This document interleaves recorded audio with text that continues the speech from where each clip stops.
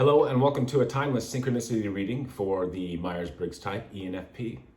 My name is Brandon Curtis Demery and I'm an MBTI certified practitioner. My reported type is INTP, although my best fit type is that of the ENTP. And as an ENFP, I will start off this reading by explaining how the reading will work and how you can view this and use this reading as an intuitive exercise, something that will flex your perceiving functions and challenge your judging functions in a good way. Some of the information might be triggering. As an intuitive dominant with extroverted intuition, I'm not going to explain too much about what happens because as an ENTP, and we use the same dominant function, I like to figure things out for myself and make the connections between what you'll experience here in this reading. But it's important to know that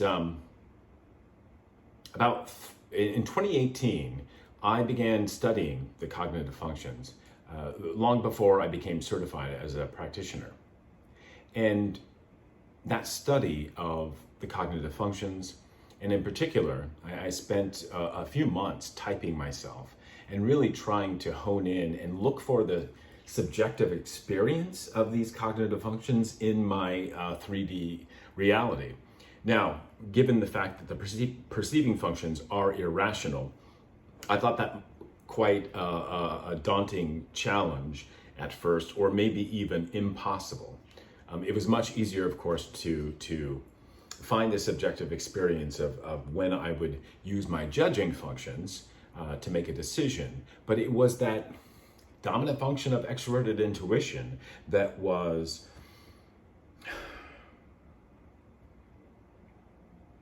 heightened, that was grown, and I began flexing it when I began understanding how the cognitive functions work in my reality. I soon discovered through research and study that the MBTI that you are, ENFP, with this cognitive function stack is, and for the purposes of this reading, look at this cognitive stack as your egoic stack, because your shadow function stack is that of the INFJ. Your subconscious cognitive stack is that of the ISTJ. And then your super ego stack is that of the ESTP. Why is it important to know this? Well, it's what Jung himself discovered when he first developed the cognitive functions, and then Catherine Briggs and Isabel Myers developed the 16 personality types from Jung's basic theory of cognitive functions. Since the 16 types and the MBTI company were formed, it's very apparent, and there's enough research out there to conclude that we are not just our egoic cognitive stack. We use a subconscious cognitive function stack and one to enter into the shadow, to do the ego, the shadow work on the ego, which Jung called the individuation process. This is a process of shedding parts of our ego that no longer serve us, and then dropping into the shadow functions to retrieve the parts of us that we're not allowed to develop early in our childhood. So I'll leave it at that, and it's important to know that. So, well, for example, you might have friends, close friends, that are INFJs, or you might find a very simpatico relationship with them in your life. Or because they are your shadow. You may have had conflict or intense relationships with INFJ. That's because there's a mirroring effect between your relationships. So, without further ado, I'm going to be using 2 decks today. First is the Synchronicity Oracle. Synchronicity is a term that Carl Jung coined. And you are tasked here, or asked, to look for the synchronicities in this reading and the information that I share with you. Keep in mind, this is a general collective, so not all of the seeming coincidences, which are actual synchronicities, or the messages that come out are for you. This is an exercise of discernment as much as it is an exercise in understanding how the cognitive functions work together and how we can drop into our shadow functions consciously and then retrieve the parts of ourselves that have laid dormant for most of our lives. To break out of our egoic functions that sometimes are just on autopilot, are they not? Especially with extroverted intuition as your dominant function, it's always about the new information and the new experience in your life. It's rarely about your inferior function or introverted sensing, which is very much about memory. It's about meditation and processing the internal feelings and images and memories from the past. So I'm going to be using the Synchronicity Oracle by Ethan Ilfeld, and it's comprised, these cards or this deck is comprised of 57 images. We're going to be looking at 3 cards that come out here, and we'll look for the symbol that joins all 3 cards. The 3 cards, that one that'll pop out, can be looked at as past, present, future, or present situation. It can also be looked at as first chakra, second and third chakra, which are our root chakra, our sacral chakra, and our solar plexus. And then we'll move on to the Enigma Tarot. It'll be a tarot deck, 78 cards, 22 major arcana, 16 court cards, and 44 minor arcana. If you're unfamiliar with the tarot, you should know that, this is an introduction for you, and also know that as Jung was developing his individuation process, going through it himself, he used tarot. And he was also, which is connected to 2 things, astrology and numerology. So in this deck, the Enigma Tarot, it's actually comprised of 78 cards that depict 78 different sketches made by Leonardo da Vinci, who was an ENTP and an Aries sun. So in this reading, you will be learning the connections between numerology, astrology, and the cognitive functions. And I hope you enjoy it and get some value out of it. It will most definitely spark some interest. I guarantee, as it did me. It blew me away. As I was going through my own individuation process, ego transformation. That's Onyx. Hey, buddy. He's a Leo. Hi, buddy. You're getting too big for this now, don't you think? I think he wants some attention. Hey, buddy. Come here. Come here, buddy. You're so big. Onyx Scarab Autumn. Say hi. Okay, there you go. All right, I've got the 3 cards out here. I'm going to look for the connecting image.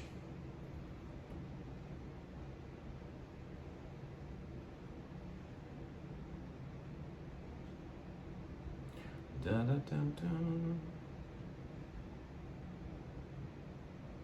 Hello?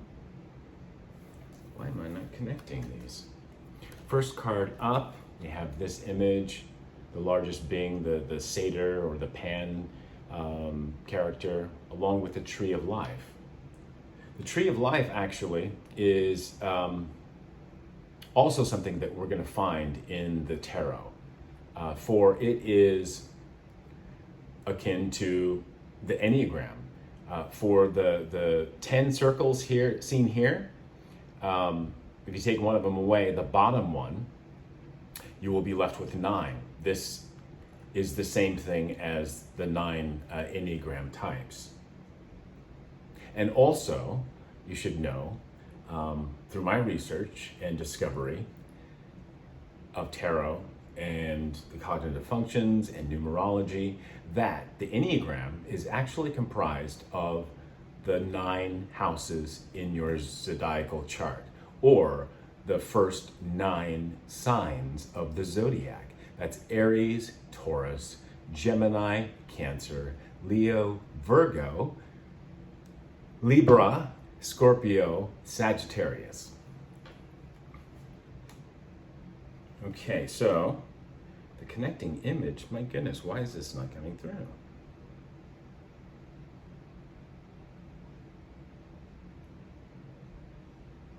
Oh my goodness.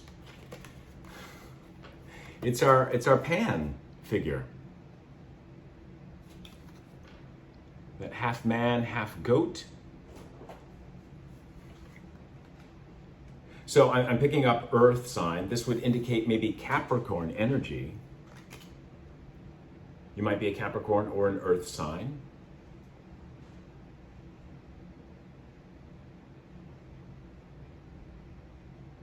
And the connecting image from your root chakra to your sacral, the root chakra is about safety, security. It's where our fears and anxiety reside.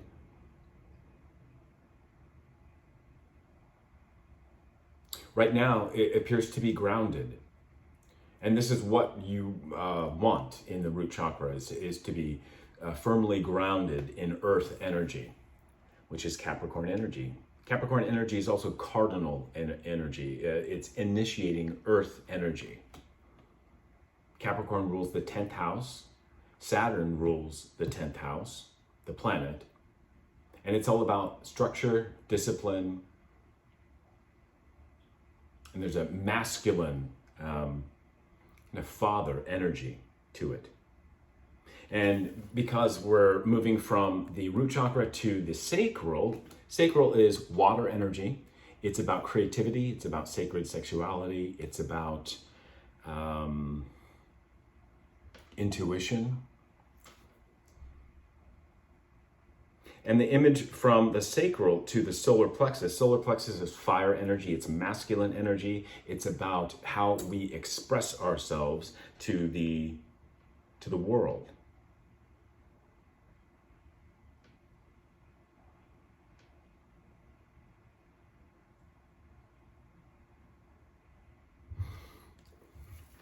It looks as though this image here, one of the couple sitting back to back in this sacred geometric detail there. I'm picking up that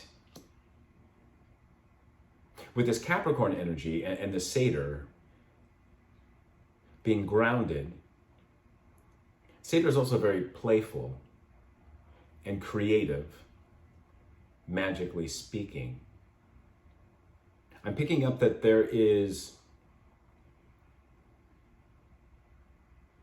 a transmutation or a letting go of, here again, here's a larger picture. Maybe letting go of a relationship or an old sense of self that no longer serves you, because you'll be moving into something new with this creative earth cardinal energy of Capricorn. Capricorns are hard workers, as are all the earth signs, Virgo and Taurus. Virgo rules the 6th house, which is about work. And Taurus rules the 2nd house, which is about money, resources, abundance, love, beauty. So I'm picking up in you, ENFP, that there is definitely a transmutation, a death and rebirth, which is exactly what the individuation process is all about.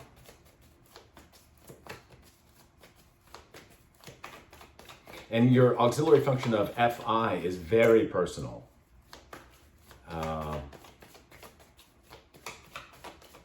Your tertiary function of extroverted thinking will give you strength in identifying the information in this reading that might pertain to you. But I'm sensing that there is some sort of new energy in your feeling function, in your FI. Let's see. I'm going to pull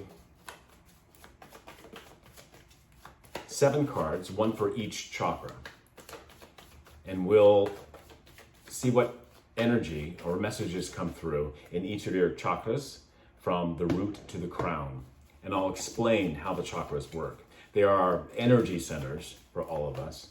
And as an intuitive dominant, and with feeling FI as your auxiliary function,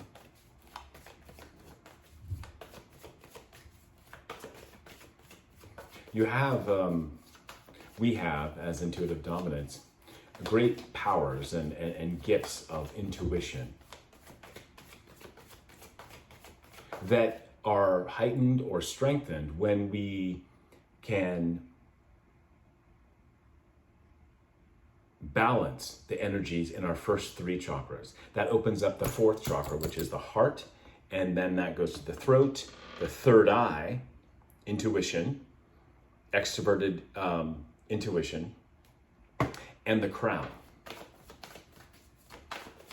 So, Mr. Da Vinci, Leo, good sir, what energy is in the root chakra of my lovely ENFPs? This wants to pop out.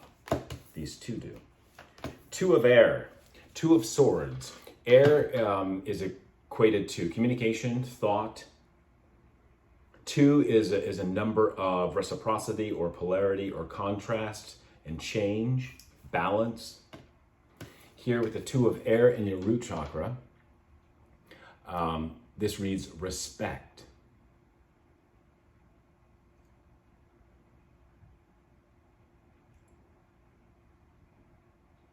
So I'm picking up that whatever mental activity, and 2 of air would be mental activity, it's Libra energy, which is, Libra rules the 7th house. It's about relationships.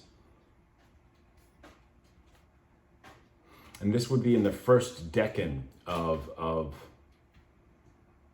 the Libra house. Each house is comprised of 30 degrees. And this energy coming from the first 10 degrees, 0 to 9, is new energy. It's youthful energy. The user or the energy at that degree is new to that energy in their life. Something that's happened that is grounding you in your root chakra is about respect. So you may have started a new job or done something, manifested something in your reality that is bringing you respect. In your sacral chakra, you have card number 11 of the major arcana. Here it depicts Mona Lisa, and it reads Enigma. The 11th card is about justice, which is Libra energy. You might be a Libra. Libra is air energy. It's cardinal air energy. Cardinal means initiating, starting. So you have cardinal signs, mutable signs, and fixed signs in the zodiac. And I like that it's Mona Lisa, female, in the sacral chakra space because it is feminine energy. It's creative energy. And I should also mention too that we all have masculine and feminine in us. And the individuation process teaches us how to balance those energies. So we're not overly giving or codependent or smothering in our feminine energy that is very mother-like, and we're not overly aggressive or assertive or demanding that masculine fire energy. The individuation process is marrying the masculine and feminine within each of us so that we can kind of raise our inner child and heal any sort of pain or trauma from our childhood. Wow. In the solar plexus, you have 7 of fire. 7, again, 7th house is Libra. Here, 7 of fire is Leo energy, which rules the 5th house. It's fixed fire energy. And I always say 7 and 11 are numbers of heaven or the divine or higher power energies. Very, very lucky. And in this deck, of the minor arcana, this is the 7 of fire or wands is indicating success. So whatever transmutation that you are going through or have gone through is bringing you respect. Although there is some mystery behind this process that people are seeing, but they do see it as a success. At the very least, you know you've been successful recently. All right, let's find out what's in the heart space. Now, when the first 3 chakras are balanced, that it's then when you can travel into the heart space. And that opens up the throat chakra, or because the heart space, heart chakra and the throat chakra work together. The solar plexus and the third eye work together. And then the sacral and the crown work together. So let's find out what's going on. Wow. In your heart space is, in this deck called Renewal, it's card number 20 of the major arcana, which is Judgment card. The Judgment card is Pluto energy, the planet Pluto, which is a binary system, actually. Its satellite or moon is called Charon. Pluto is about 18% the size of our moon, and its satellite, Charon, is about 1/3 of the size of Pluto. Pluto is comprised of methane ice and a lot of toxic elements, where its satellite is comprised of hydrogen ice. And it's an interesting relationship that they have, this binary system, due to its gravitational forces between them, that its satellite, Charon, actually expels hydrogen ice and it lands on Pluto. Now, I have to stop there. I can't provide any more information about what that means, but I do know that Pluto rules the sign of Scorpio, and Scorpionic energy is all about sex, death, and transformation. And I find it interesting that in this image here, we have the two skeletons, which remind me of some sort of couple back to back. And there might be a death in your in a recent relationship, not literal death. I'm speaking figuratively. This is think fiery phoenix, and here we have what looks like a bird, and here with the red orange definitely indicates fire.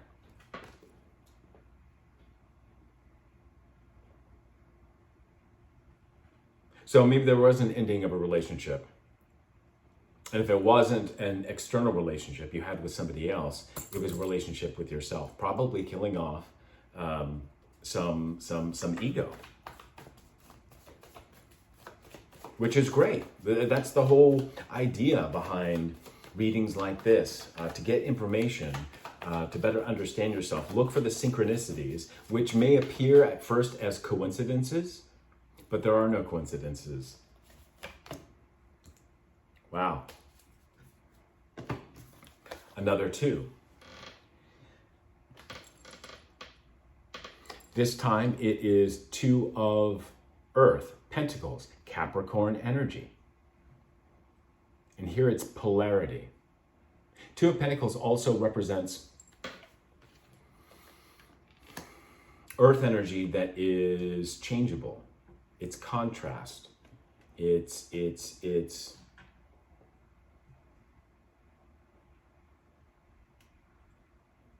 here, polarity, contrast. But I was just describing Pluto, which came before it, and its moon Charon. It's a binary whole. Capricorn rules the 10th house. Saturn rules Capricorn. Saturn is about structure and discipline. And with this Plutonian energy, it is bringing to you change and showing you the extremes sometimes that we live in that needs further balance. All right, let's look at the throat chakra and find out what's going on. I hope you're enjoying this. Hope you're not too befuddled by it. All these seemingly disparate typology systems are actually very, very similar. Some of them in origin. And as I stated before, the so-called Enneagram is actually, those 9 numbers are the first 9 zodiac signs, or the first 9 houses of the zodiac.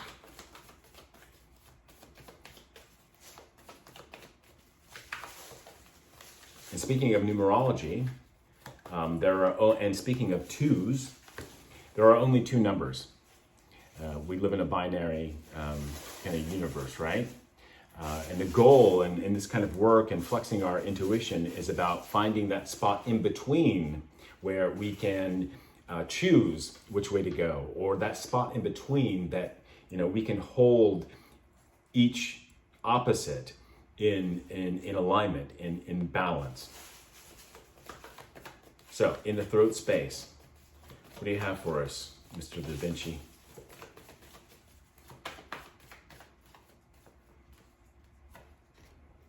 Knight of Fire, Aries, Leo, Sag. The knight in each element is one of action. Here it's the fastest moving element. Fire is.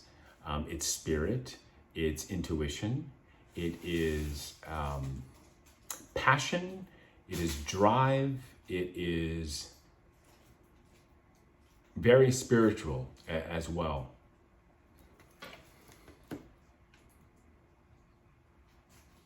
So with all this recent change the success in the past.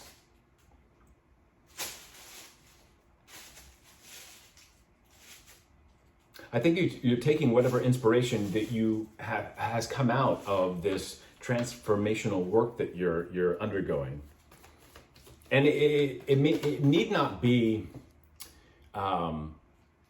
something consciously that you're working on, right?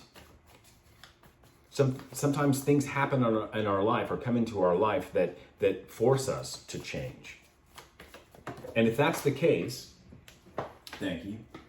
I've got two, or the two remaining. If that's the case, if in your life something has happened that has disrupted things, I'm clearly showing that whether this is in the past, present, it could be in the future, that you are going to be successful. So no need to worry. There's no such thing as time, except for universal time. Energies have to play out in our universe. And as human beings, as sentient beings, we repeat a lot of mistakes without ever learning how to truly walk away from the things that keep us in one extreme or the other. Here I see you are taking a leap forward. This is also about communication as well. Communicating one's spirit and passion in your throat space, which is ruled by Taurus.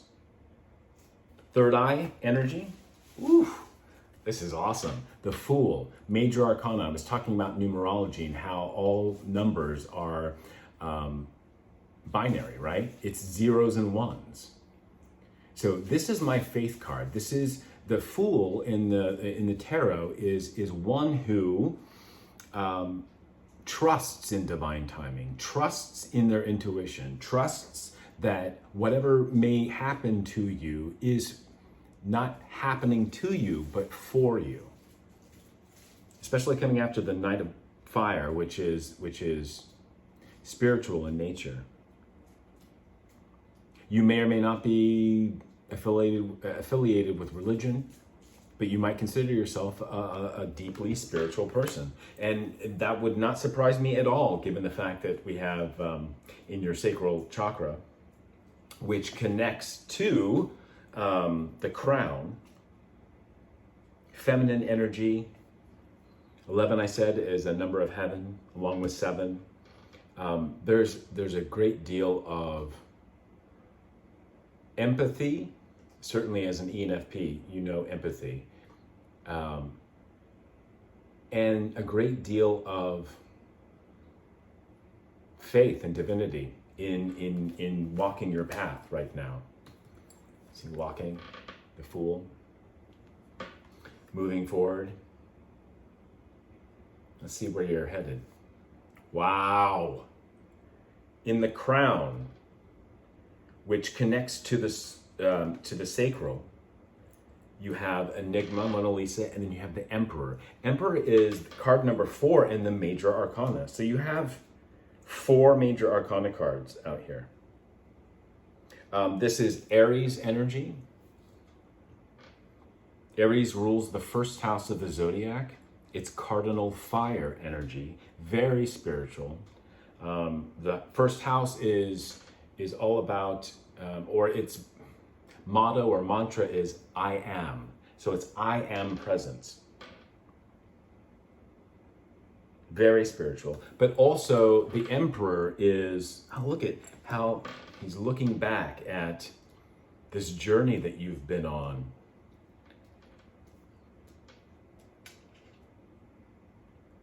He's looking at the Fool, at the Knight of Fire, at the renewal in judgment, your success, kind of surveying the progress you've made, surveying the land that you've claimed as your own. This is really beautiful. You need not be an Aries. You could be, this is indicative of the masculine energy in each of us, the assertive, the emperor in each of us. In the tarot, there is also, in the major arcana, the third card, the Empress. So that's about abundance. It's about manifestation and creativity of a feminine nature. And then the Emperor comes along, card number 4 of the major arcana, to take that resources, take that intuition, take that creativity, combined or taken from the Empress, working with the Empress, to manifest things in the 3D.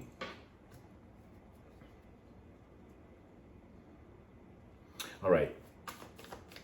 Now I would like to, I'm going to draw 4 cards, and we'll find out what Leo has to say about each of your positions in your cognitive function stack. So the first card will speak to how you might be using extroverted intuition right now, what may be blocking it, if it's overly dominant, like this Emperor energy, which extroverted intuition can be, right? If we don't use SI, your inferior function, when perceiving the world around you,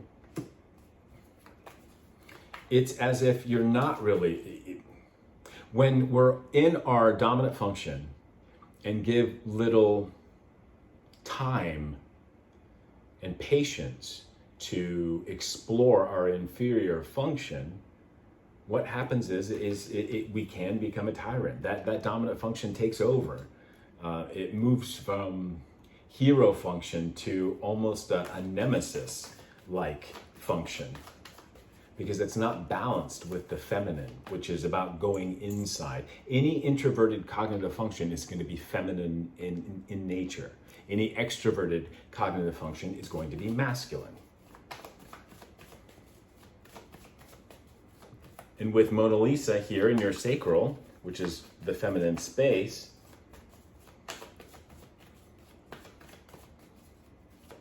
it appears your masculine self is actually looking back and seeing how you've integrated all these life lessons, to see how you've integrated the energies about you in your life, whether those energies come in the form of work, workplace dynamics, or what's going on in the bigger picture of the world with extroverted intuition. You're certainly tuned into big picture viewpoints.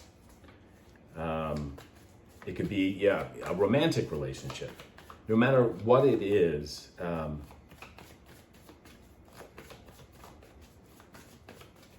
let's find out what's going on in extroverted intuition.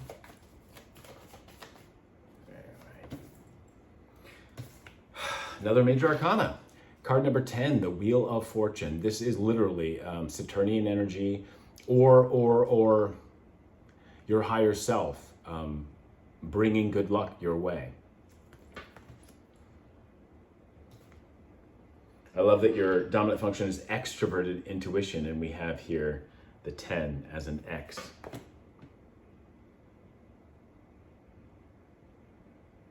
And it looks like a youthful person looking at maybe their future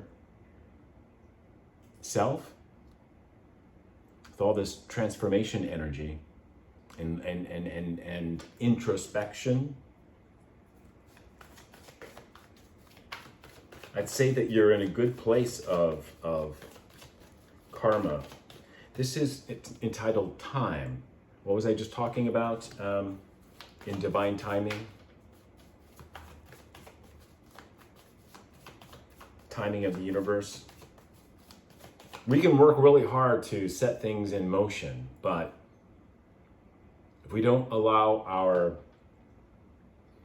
higher self or spirit guides or ancestors, which I firmly believe in, if we don't allow the work that's going on behind the scenes by our angels or ancestors and we push too hard as an emperor with that extroverted intuition, not slowing down and meditating and being introspective with our inferior function of SI, things can get out of hand.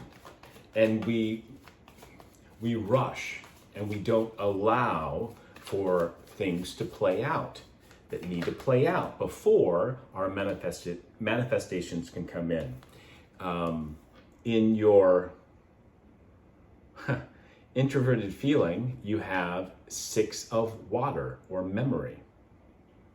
6 is a number of the higher mind. This is also a card, 6 of Cups, is scorpionic energy. We mentioned Scorpio earlier, being ruled by Pluto. And how Pluto is comprised of methane, ice. And then you have hydrogen, ice. This is also about feeling. This is about past relationships.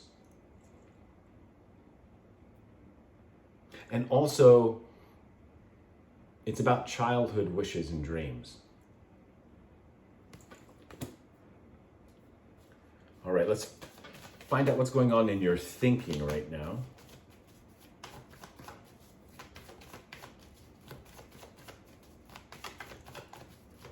And then we'll find out what's going on in your inferior function of sensing.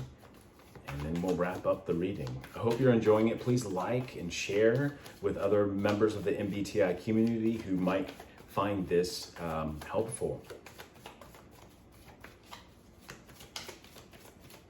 And I would love for you to subscribe to my channel, Entpgathering. I also have a website where you can check out my product services and my shop that are MBTI related. Or you can book a service of a tarot reading. I'm also NLP certified. So I work with my clients on the individuation process. How do we consciously dive into our shadow functions to do the healing work necessary to grow as individuals. So in your thinking, you have 4 of Cups. So you go from the 6 to the 4. This is Cancerian energy. This is feeling. And here there is a it's titled disappointment. 4 of Cups in the traditional tarot is a card where there's been an offer of love recently. Maybe you made this offer, or this offer came into you that you declined. And I think this is what it's speaking to, the disappointment. And maybe to this relationship that we've seen. Either a relationship to the self or with another person. Declining some part of relationship that is within the self.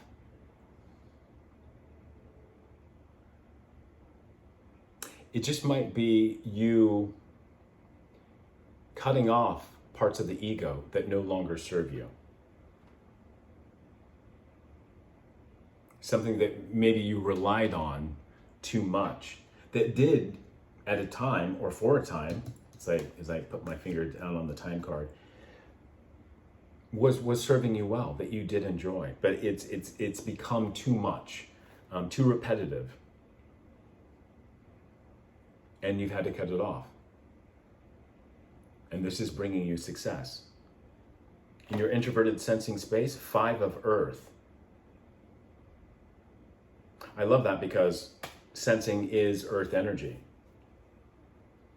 5 is a number of change. 5 is a number of the ego. You have 2 legs, 2 arms, and then the head is 5. So thinking, ego.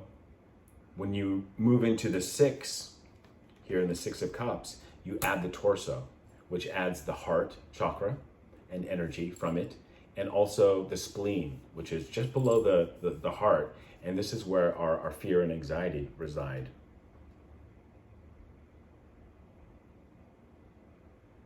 All right, bottom of the deck, which I like to,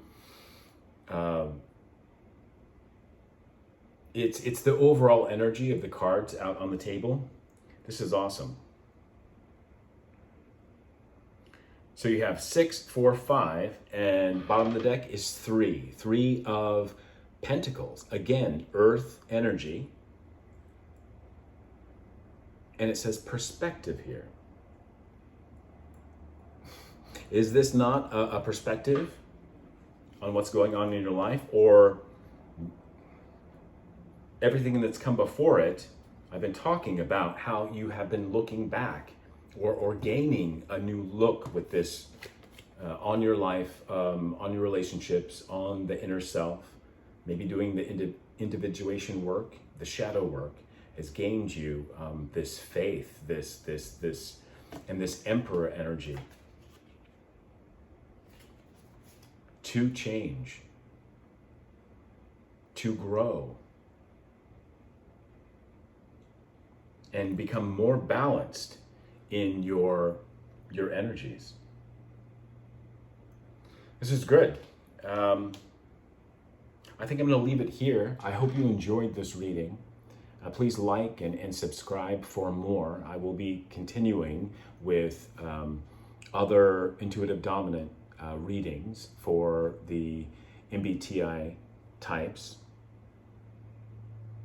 And also I will do readings that you can find on my channel for the elements and also the signs of the zodiac, and also Enneagram, and other readings that aren't associated to MBTI, which I hope you enjoy. So without further ado, I thank you for joining me, and I'll see you in the next reading. Cheers.